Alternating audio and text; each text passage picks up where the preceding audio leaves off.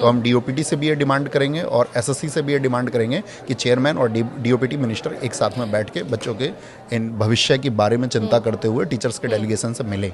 जाते जाते मैं आपसे चाहूँगी कि एक बार स्पष्ट शब्दों में ये जो मांगे हैं ये आप रखें ताकि ये मांगे पहुँचे सही लोगों तक, प्रशासन तक, सरकार तक और इन मांगों पर ध्यान दिया जाए और जो भविष्य है छात्रों का वो सुधारा जा सके।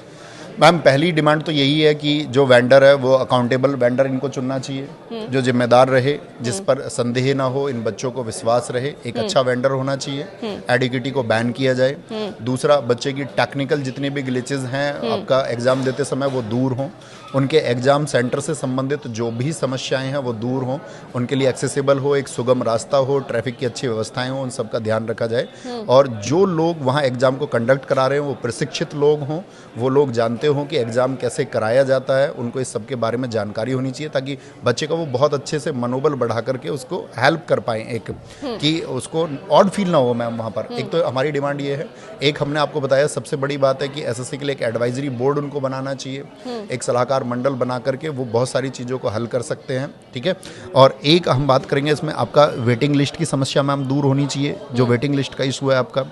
और रॉन्ग क्वेश्चन एक इशू है सबसे बड़ा कि गलत क्वेश्चन आएंगे तो बच्चे उसके लिए पे नहीं करेंगे। और क्योंकि मैम गलत क्वेश्चन करते समय बच्चे का एग्जाम में जो टेम्परामेंट वो चेंज हो जाता है, उसका संयम खो जाता है और उसकी वजह से बहुत सारी गड़बड़ियाँ होती है और प्लस में आप उससे पैसा और ले रहे हो। बल्कि आपको तो उसके लिए बच्चे को कंपनसेशन देना चाहिए कि हम लोगों ने एक गलत क्वेश्चन दे दिया, इस समय पर आपका जो मेंटल टेम्परामेंट है वो चेंज हो गया होगा,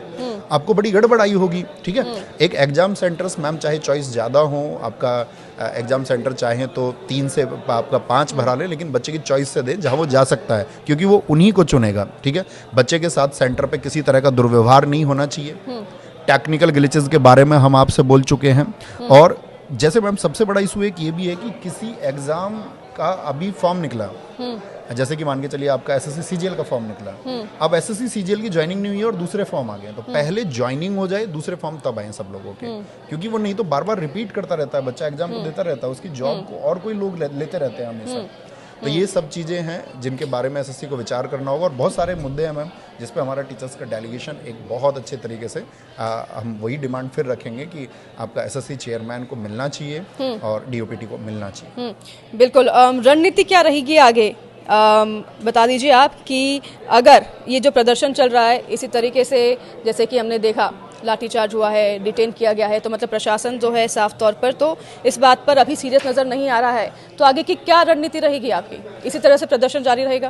प्रदर्शन बिल्कुल ऐसे ही जारी रहेगा मैम। बच्चों के अंदर बहुत तीव्र आक्रोश है और बच्चे कल नहीं थे, कल तो सिर्फ टीचर्स थे। और अगर यही आक्रोश उनका बढ़ता रहेगा और सरकार उनको कोई समाधान नहीं देती है, एसएससी उनको कोई समाधान नहीं देती है, आपका डीओपीटी उनका समाधान नहीं करता है, तो मैं कहता हूँ इस देश का लाखों बच्चा सड़कों पे उतरने को मजबूर होगा और उसको मजबूर किया जाएगा एडमिनिस्ट्रेशन के द्वारा, इस खराब व्यवस्था के द्वारा, और वो बहुत संगठित तरीके से उतरेगा और अपनी मांगों के लिए अंतिम दम तक लड़ेगा। और लड़ना भी चाहिए, मेरा ये मानना है कि आपको अपनी अंतिम सांस तक अपने अधिकारों के लिए लड़ना चाहिए, क्योंकि बात सिर्फ रोजी और रोटी की भी नहीं है, बात उस सृजन की भी है जिसके लिए आपने मेहनत की है, अपने आप को आप कहीं देखना चाहते थे, जो मैनिफेस्टेशन आपने किया है, तो वो सब सपने जब जिस बच्चे के छिनते हैं तो मैम वो सड़क पर आएगा और वो संगठित होकर के आंदोलन करेगा और संवैधानिक तरीके से वो अपनी बातों को रखेगा। क्योंकि ये कोई मैम अगर हम बात करें जिसके अधिकारों को छीनने की बात चल रही है ना, ये एक शिक्षित युवा है।